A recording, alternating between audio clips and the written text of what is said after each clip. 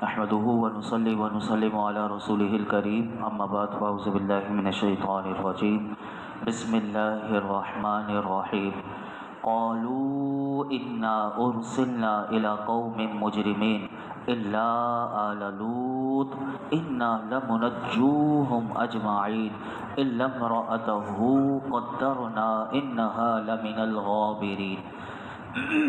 انہوں نے عرض کیا کہ ہم ایک مجرم قوم کی طرف بھیجے گئے ہیں سوائے لوط کے گھر والوں کے کہ بے شک ہم ان سب کو بچا لیں گے، سوائے اس کی بیوی کے ہم طے کر چکے ہیں کہ وہ پیچھے رہ جانے والوں میں سے ہے۔ جب حضرت ابراہیم علیہ السلام نے فرشتوں سے یہ کہا کہ تم مجھے بشارت تو دینے آئے ہو بیٹے کی، لیکن اس کے ساتھ یہ بتاؤ کہ تم کس کام کے لیے آئے، تو فرشتوں نے کہا کہ ہم ایک مجرم قوم کی طرف بھیجے گئے، اور وہ مجرم قوم حضرت لوط علیہ السلام کی قوم ہے، اور ہم اس لیے بھیجے گئے ہیں تاکہ انہیں ہلاک کر دیں۔ البتہ لیکن اس کی قوم کو تو ہم ہلاک کر دیں گے، حضرت لوط علیہ السلام کے گھر والوں کو بچا لیں گے کیونکہ وہ ایماندار ہیں۔ الا آل لوط، علماء فرماتے ہیں کہ آل لوط میں آپ کے گھر والے بھی اور جو آپ پر ایمان لائے تھے، جو آپ کے متبعین تھے، وہ سب بھی اس میں شامل ہیں۔ اس آیت میں اگر آپ غور کریں تو فرشتوں نے یہ کہا کہ انا لمنجوہم اجمعین، اس کا آپ ترجمہ اگر آپ کریں گے تو اس کا ترجمہ یہ ہے کہ ہم ایک مجرم قوم کی طرف بھیجے گئے ہیں اور ہم ان سب کو، یعنی اس آیت میں اگر آپ غور کریں تو اس سے یہ معلوم ہوا کہ اللہ رب العالمین کے بعض کام اس کے محبوب بندوں کی طرف بھی نسبت منسوب کیے جا سکتے ہیں۔ اب آپ اندازہ لگائیے کہ عذاب دینا کس کا کام ہے، یہ اللہ کا کام ہے، مگر فرشتوں نے کہا کہ انا لمنجوہم اجمعین، اور عذاب سے بچانا کس کا کام، یہ بھی اللہ کا کام، لیکن فرشتوں نے کہا کہ ہم ان سب کو ہم بچا لیں گے۔ تو لہٰذا یہاں سے علماء فرماتے ہیں یہ مسلمان یہ کہہ سکتے ہیں کہ اللہ کے حبیب جو ہیں وہ اللہ کے حکم سے قیامت کے دن ہم سب کو بھی عذاب سے بچا لیں گے، کیونکہ یہاں فرشتوں نے کہا کہ ہم سب کو بچا لیں گے۔ تو یہ، اور اسی طرح اگر کوئی استغاثہ کرتا ہے کہ یا رسول اللہ ہمیں دوزخ سے بچا لیں، تو یہاں سے یہ بھی آیت سے یہ بھی پتہ چلا۔ اور فرشتوں نے یہ بھی کہا کہ الا امرأتہ، کہ جو ان کی بیوی ہے ہم اسے نہیں بچائیں گے۔ حضرت لوط علیہ السلام کی جو بیوی تھی ان کا نام واحلہ تھا اور یہ کافرہ تھی، اس لیے یہ عذاب میں یہ بھی گرفتار ہوئی۔ اس آیت سے علماء نے دو باتیں اور بھی لکھی۔ پہلی بات یہ لکھی کہ نیک بختی اور بدبختی، یعنی کوئی سعادت مند ہے یا بدبخت ہے، اس کا علم اللہ کو ہے، لیکن یہاں سے پتہ چلا کہ قوم میں کون بدبخت ہے، کون سعادت مند ہے، یہ بھی فرشتوں کو اللہ رب العالمین نے علم عطا فرمایا۔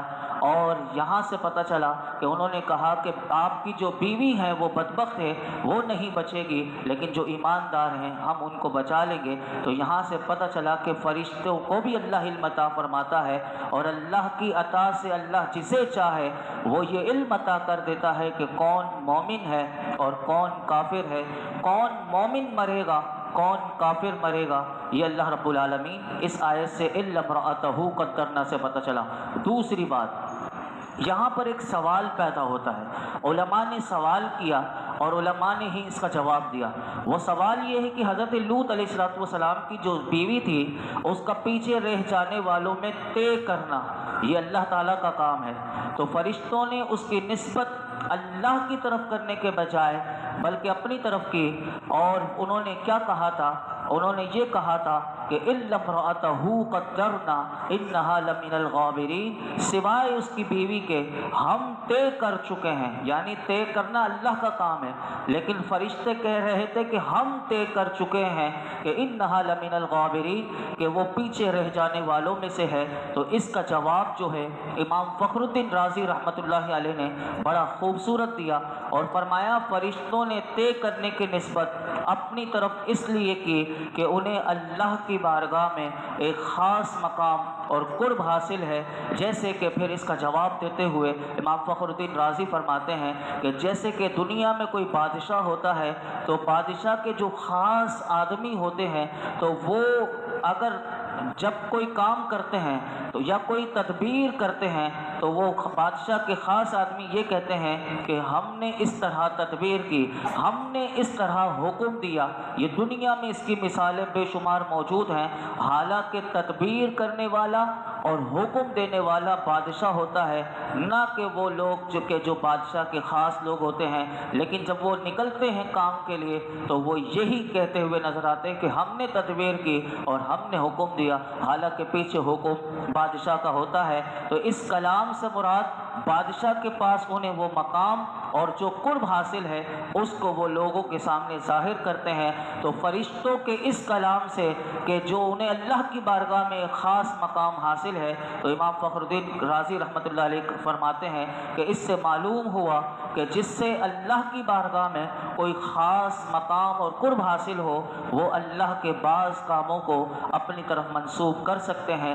یہ صرف امام فخر الدین رازی نے اپنی طرف سے جواب نہیں دیا، بلکہ وہ اس کی دلیل میں بھی قرآن کی آیت لے کر آئے اور فرماتے ہیں کہ زندہ کرنا کس کا کام ہے؟ اللہ کا کام ہے۔ اسی طرح مریض کو شفا دینا کس کا کام ہے؟ یہ اللہ کا کام ہے۔ لیکن اس کام کی نسبت اگر قرآن کی آیت آپ پڑھیں تو حضرت عیسیٰ علیہ السلام اپنی طرف کرتے ہوئے کہتے ہیں، اگر آپ قرآن میں تیسرا پارہ پڑھیے سورہ آل عمران کی آیت نمبر 49 ہے کہ اس میں حضرت عیسیٰ علیہ السلام کیا فرماتے ہیں؟ انی اخلق لکم من الطین کہیئۃ الطیر فانفخ فیہ فیکون طیرا باذن اللہ وابرئ الاکمہ والابرص واحیی الموتى باذن اللہ۔ فرماتے ہیں میں تمہارے لیے مٹی سے پرندے جیسی ایک شکل بناتا ہوں اور پھر اس میں پھونک مار دوں گا تو وہ اللہ کے حکم سے فوراً پرندہ بن جائے گی۔ اور پھر فرماتے ہیں وَأُبْرِئُ الْأَكْمَحَ، اور میں پیدائشی اندھوں آنکھوں میں نور دینا کس کا کام؟ اللہ کا۔ لیکن حضرت عیسیٰ علیہ السلام فرماتے ہیں وَأُبْرِئُ الْأَكْمَحَ، کہ جو پیدائشی اندھے ہوں، فرمایا کہ وَالْأَبْرَصَ، کہ جو جسم پر برس کے جو مریض ہوتے ہیں، فرمایا کہ ان کو، اور فرمایا وَأُحْيِي الْمَوْتَى بِإِذْنِ اللَّهِ، اور جو مردے ہیں ان کو میں زندہ کرتا ہوں۔ لیکن یہ اللہ نے مجھے یہ دیا، لیکن میں کرتا اس کے حکم سے ہوں۔ لیکن اپنی طرف نسبت کرتے ہوئے تو یہ یاد رکھیے گا کہ کوئی نسبت اگر اپنی طرف کر کے اگر کہے تو اس سے شرک نہیں ہوتا، یہاں سے یہ بات پتہ چلی۔ لیکن کام سارے اللہ کے حکم سے ہوتے ہیں، لیکن اللہ اپنے بندوں کو یہ مقام اور قرب عطا فرماتا ہے۔ تو اس آیت کے ضمن میں جو باتیں تھیں میں نے آپ کے سامنے عرض کر دی۔ آگے ارشاد فرمایا فَلَمَّا جَاءَ آلَ لُوطٍ الْمُرْسَلُونَ قَالَ إِنَّكُمْ قَوْمٌ مُنْكَرُونَ، تو جب لوط کے گھر والوں کے پاس فرشتے آئے تو لوط نے فرمایا تم اجنبی لوگ ہو۔ حضرت لوط علیہ السلام کے پاس جب فرشتے پہنچے اور وہ کس شکل میں پہنچے تو مفسرین فرماتے ہیں خوبصورت نوجوانوں کی شکل میں فرشتے حضرت لوط علیہ السلام کے پاس ان کے گھر میں آئے۔ تو حضرت لوط علیہ السلام جانتے تھے کہ میری قوم بڑی گندی ہے اور وہ بہت گندا فعل کرتی ہے، تو آپ کو اندیشہ ہوا کہ ان کی قوم کو جب پتہ چل گیا کہ یہ خوبصورت نوجوان کوئی لوگ میرے گھر آئے ہیں، اور آپ کو اندیشہ یہ ہوا کہ قوم تو ان کے پیچھے پڑ جائے گی، تو آپ نے فرشتوں سے فرمایا کہ کیونکہ آپ جانتے نہ تھے کہ یہ فرشتے ہیں، کیونکہ فرشتے خوبصورت نوجوانوں کی شکل میں آئے تھے، تو آپ نے ان سے کہا کہ تم نہ تو یہاں کے باشندے ہو اور نہ تم کوئی مسافر رکھتے ہو کہ تم پر کوئی مسافر کی علامات ہوں، تم کیوں آئے ہو؟ آپ نے ان سے پوچھا کہ کہ تم تو اجنبی لوگ لگتے ہو، تم کیوں آئے؟ تو فرشتوں نے کیا جواب دیا؟ فرشتوں نے کہا قالوا بل جئناک بما كانوا فيه يمترون واتيناك بالحق وانا لصادقون۔ انہوں نے کہا کہ بلکہ ہم تو آپ کے پاس وہ عذاب لائے ہیں کہ جس میں یہ لوگ شک کرتے ہیں، اور ہم آپ کے پاس حق کے ساتھ آئے ہیں، اور بے شک سچے ہیں ہم سچے ہیں۔ فرشتوں نے یہ کہا۔ اس آیت کا خلاصہ یہ ہے کہ حضرت لوط علیہ السلام کو فرشتوں نے کہا کہ ایسا نہیں ہے کہ ہم آپ کو بے یار و مددگار چھوڑ دیں گے اور ان کافروں کو کچھ نہیں کہیں گے، بلکہ ہم تو آپ کے پاس وہ چیز لائے ہیں کہ جو انہیں تباہ کر دے گی، لہٰذا آپ پریشان نہ ہو کیونکہ ہم آپ کے مددگار ہیں۔ اب دیکھیں یہاں پر بھی مددگار کون ہوتا ہے؟ اللہ، لیکن فرشتے فرماتے ہیں کہ ہم آپ کے مددگار ہیں اور آپ کے لیے باعث پریشانی نہیں۔ پھر فرشتوں نے آگے جملے کیا کہے؟ قرآن بتاتا ہے فَأَسْرِ بِأَهْلِكَ بِقِطْعٍ مِّنَ اللَّيْلِ وَاتَّبِعْ أَدْبَارَهُمْ وَلَا يَلْتَفِتْ مِنكُمْ أَحَدٌ وَامْضُوا حَيْثُ تُؤْمَرُونَ وَقَضَيْنَا إِلَيْهِ ذَلِكَ الْأَمْرَ أَنَّ دَابِرَ هَٰؤُلَاءِ مَقْطُوعٌ مُصْبِحِينَ۔ تو آپ رات کے کسی حصے میں اپنے گھر والوں کو لے چلیں اور آپ خود ان کے پیچھے پیچھے چلیں، اور تم لوگوں میں سے کوئی مڑ کر نہ دیکھے اور سیدھے چلتے رہو جہاں کا تمہیں حکم دیا جا رہا ہے۔ اور ہم نے اسے اس حکم کا فیصلہ سنا دیا کہ صبح کے وقت ان کافروں کی جڑ کٹ جائے گی۔ اللہ رب العالمین نے فرشتوں کے ذریعے آپ کو یہ پیغام پہنچا دیا کہ آپ عذاب سے محفوظ رہیں گے، لیکن آج رات آپ اپنے گھر والوں کو لے کر یہاں سے روانہ ہو جائے، اور آپ کے جو متبعین ہیں ان کو آگے چلائیے گا اور آپ ان کے پیچھے چلیے گا، تاکہ آپ پوری قوم جو آپ پر ایمان لائی ہے جو وہ ان کے اوپر مطلع رہیں اور انہیں دیکھتے رہیں کہ کوئی پیچھے مڑ کر عذاب کو نہ دیکھے جو اللہ کا عذاب ان کے اوپر نازل ہوگا اور وہ کس عذاب میں مبتلا کیے گئے۔ سیدھے سیدھے چلتے رہو جہاں جانے کا اللہ نے حکم دیا ہے۔ مفسرین فرماتے ہیں حضرت عبداللہ بن عباس رضی اللہ عنہما نے فرمایا کہ حضرت لوط علیہ السلام کو جو جانے کا حکم ہوا تھا وہ ملک شام جانے کا حکم ہوا تھا کہ سیدھے آپ نکل جائیے اور ملک شام چلے جائیے، اور یہ وحی آپ کو بھیج دی گئی کہ آپ کی قوم میں سے کوئی نہیں بچے گا، بلکہ ان کی نسلوں میں سے بھی کوئی نہیں بچے گا، ان کی جڑ کو کاٹ کے رکھ دیا جائے گا۔ اب کیا ہوا؟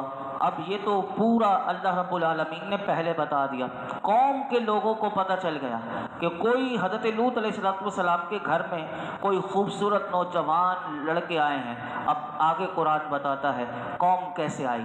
قوم پیچھے پیچھے آپ کے گھر پہنچ گئی۔ وَجَاءَ أَهْلُ الْمَدِينَةِ يَسْتَبْشِرُونَ قَالَ إِنَّ هَٰؤُلَاءِ ضَيْفِي فَلَا تَفْضَحُونِ وَاتَّقُوا اللَّهَ وَلَا تُخْزُونِ۔ اور شہر والے خوشی خوشی آئے۔ حضرت لوط علیہ السلام نے فرمایا یہ میرے مہمان ہیں، تم مجھے شرمندہ نہ کرو اور اللہ سے ڈرو اور مجھے رسوا نہ کرو۔ حضرت لوط علیہ السلام کے شہر کے لوگ صدوم میں آباد تھے۔ انہوں نے جب انہیں پتہ چل گیا کہ یہاں خوبصورت نوجوان آئے ہیں تو وہ فوراً اپنے ناپاک ارادے اور نیت کے ساتھ، قرآن کہتا ہے خوشی خوشی اس غلط کام کو کرنے کے لیے وہ وہاں پہنچ گئے۔ حضرت لوط علیہ السلام اللہ کے نبی ہیں۔ اللہ اکبر!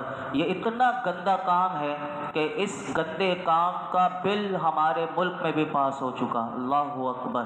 یہ وہ گندا کام کہ جو مرد سے کر کے، اور جو مرد چاہے اپنے آپ کو، یعنی جس سے نکاح کرنا چاہیے یورپین میں یعنی یورپ ممالک میں تھا اور اس کی اجازت تھی، لیکن بدقسمتی سے ہمارے ملک میں بھی یہ قانون پاس ہو چکا ہے، لیکن اس کے نتائج بہت خطرناک آئیں گے۔ یہ قوم نے کیا کیا تھا؟ اس قوم کو اللہ نے پورا جڑ سے مٹا دیا تھا۔ اللہ رب العالمین ایسی غلط کام سے ہماری نسلوں کو بھی محفوظ فرمائے اور ہمیں بھی محفوظ فرمائے۔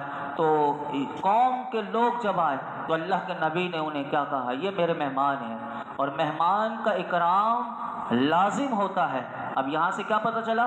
یہ دیکھیے یہ بھی قرآن ہمیں ادب سکھاتا ہے کہ مہمان آ جائے تو بل نہ آنا چاہیے پیشانی پر، بلکہ مہمان کا اکرام یہ لازمی ہوتا ہے۔ اور فرمایا آپ نے اپنے ان قوم کے لوگوں کو کہا تم ان کی بے حرمتی کا کر کے مجھے شرمندہ نہ کرو۔ مہمان کی رسوائی میزبان کے لیے خجالت اور شرمندگی کا سبب ہوتی ہے۔ یہاں سے ایک بات یہ بھی پتہ چلی کہ ایک اور بات بھی یاد رکھیے گا کہ مہمان کی عزت اور احترام کرنا یہ سنت انبیاء ہے، میرے آقا کی بھی سنت ہے اور تمام انبیاء کی سنت ہے۔ اور اگرچہ اس آیت سے یہ بھی پتہ چلا کہ مہمان جو آپ کے پاس آیا آپ اسے نہیں جانتے، لیکن پھر بھی اس کی میزبانی کرنا یہ بھی سنت ہے۔ یہاں سے یہ بھی نقطہ ہمیں پتہ چلا۔ میں اسی پر میں آپ کے سامنے کہ میرے آقا کی بارگاہ میں مہمان آیا کرتے تھے، میرے آقا ان مہمانوں کی کیسی عزت افزائی کیا کرتے تھے۔ آئیے میں حدیث پاک، مصنف ابن شیبہ میں حدیث پاک ہے کہ ایک دیہاتی رسول اللہ صلی اللہ علیہ وسلم کی بارگاہ میں حاضر ہوا اور اپنی بھوک کی شکایت کی، تو میرے آقا علیہ السلام کی بارگاہ میں جب کوئی آ جائے، اللہ اکبر، تو میرے آقا اپنی تمام ازواج مطہرات کے گھروں میں تشریف لے گئے اور ان سے پوچھنے کے لیے کوئی گھر میں کچھ کھانے کے لیے ہے یا نہیں۔ اس مہمان کو لے کر میرے آقا نے تمام ازواج مطہرات کے گھر میں پوچھا، لیکن حضور باہر تشریف لائے تو حضور نے اس مہمان کو کہا کہ مجھے آل محمد کے گھروں میں تیرے لیے کوئی چیز نہ ملی۔ اسی درمیان حضور نے اسے یہ جملے کہے کہ اب اللہ انتظام کیسا اپنے حبیب کے لیے کر دیتا ہے، اللہ اکبر۔ راوی کہتے ہیں اسی دوران کسی طرف سے حضور کی بارگاہ میں بھنی ہوئی بکری پیش ہوئی، تو میرے آقا نے اسی پوری بکری جو بھنی ہوئی تھی اسے دیہاتی کے سامنے رکھ دیا۔ میرے آقا نے اس سے فرمایا کہ اس میں سے کھاؤ، تم کھاؤ۔ پھر اس نے کھایا اور پھر جب اس نے کھا لیا تو اس نے حضور کی بارگاہ میں کیا عرض کی، سنیے یہ جملے بڑے قابل ہو۔ پھر اس نے عرض کیا یا رسول اللہ صلی اللہ علیہ وسلم مجھے بھوک کی تکلیف پہنچی تو اللہ نے آپ کے دست اقدس سے، یہ دیکھیے حضور کا وسیلہ، حضور کا شکریہ ادا کرنے کے وہ جملے جو ہیں وہ میں آپ کے سامنے، اس نے کہا دیہاتی ہے لیکن حضور کو کیا کہہ رہا ہے کہ اللہ نے آپ کے مبارک دست اقدس سے مجھے رزق دیا۔ اور پھر اگلا جملہ اس نے کیا کہا کہ پھر اگر کبھی ایسا ہو اور میں آپ کی بارگاہ میں ہی نہ آ سکوں اور مجھے بھوک لگے تو میں کیا کروں، اللہ اکبر۔ تو میرے آقا نے اسے کیا کہا سنیے، یہ ہم سب کے لیے بھی، اور یہ دعا بڑی زبردست، اور یہ مسجد سے نکلنے کی دعا ہے، وہ اس میں ایک دو جملے کا اضافہ ہوگا۔ تو میرے آقا نے اس سے فرمایا کہ تم یہ کہو اللہم انی اسألک من فضلک ورحمتک، یہ پوری دعا جو ہم مسجد سے نکلتے ہوئے، اور فرمایا اس کے ساتھ یہ کہو فإنہ لا یملکھا الا انت، اس کا ترجمہ یہ ہے اے اللہ میں تجھ سے تیرے فضل اور تیری رحمت کا سوال کرتا ہوں، کیونکہ فضل و رحمت کا صرف تو ہی مالک ہے۔ اور پھر حضور نے اسے فرمایا کہ جب تو یہ کہے گا تو بے شک اللہ تجھے رزق دینے والا ہے۔ سبحان اللہ، یہ ہے میرے آقا کہ جن کی بارگاہ میں اگر کوئی آ جائے تو میرے آقا اسے نواز دیتے ہیں۔ یاد رکھیے گا کہ مہمان کے احترام میں میزبان کی عزت ہوتی ہے، ایسے ہی اگر مہمان کی بے عزتی جس گھر میں کی جائے تو یاد رکھیے کہ یہ میزبان کی رسوائی کا بھی باعث ہوتی ہے۔ اس لیے اگر کسی مسلمان پڑوسی کا بھی، یہاں تک علماء نے لکھا کہ پڑوسی یا رشتہ دار کے ہاں کوئی مہمان آئے تو دوسرے مسلمان کو چاہیے کہ وہ اس کا بھی احترام کرے، آپ کا مہمان نہیں لیکن آپ کے پڑوسیوں کا مہمان ہے۔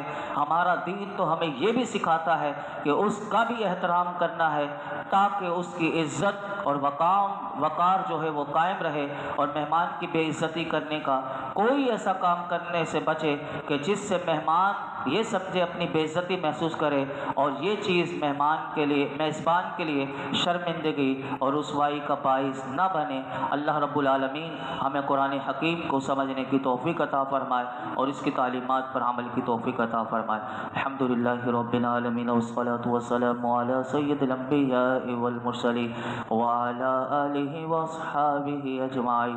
یا اللہ پاک جو کچھ ہم نے سنایا اس میں کوئی غلطی کوتاہی ہو معاف فرما، اپنی بارگاہ میں قبول فرما، قرآن حکیم کا فیضان عطا فرما۔ یا اللہ قرآن حکیم کا قدردان بنا دے، ہمیں قرآن حکیم کی شب روز تلاوت کی توفیق دے دے۔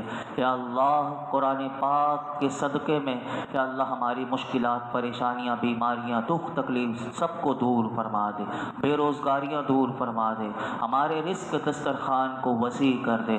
اللہ مرتے دم تک ہمیں اپنے سوا کسی کا بھی کسی لحاظ سے محتاج نہ کرنا، اللہ محتاج نہ کرنا۔ اللہ ہمیں خاتمہ بالخیر فرما، ہمارے ایمان کی حفاظت فرما، ہماری بے حساب مغفرت فرما۔ حضور کی امت میں جو بیمار ہے، اور ڈینگی وائرس جو بہت تیزی سے پھیل رہا ہے، میرے مولا اس وائرس سے ہمیں نجات عطا فرما، اور جو اس کا شکار ہو گئے، جو بیمار ہے، اللہ سب کو شفا دے دے۔ ایک بچی ہاسپٹل میں ہمنا ہے، مولا کریم اس بچی کو بھی شفا کاملہ عاجلہ عطا فرما، اور یہ جتنے حاضرین موجود ہیں جس کے دل میں جو مراد ہو پوری فرما۔ وصلی اللہ تعالی علی خیر خلق محمد وعلی آلہ وصحبہ اجمعین۔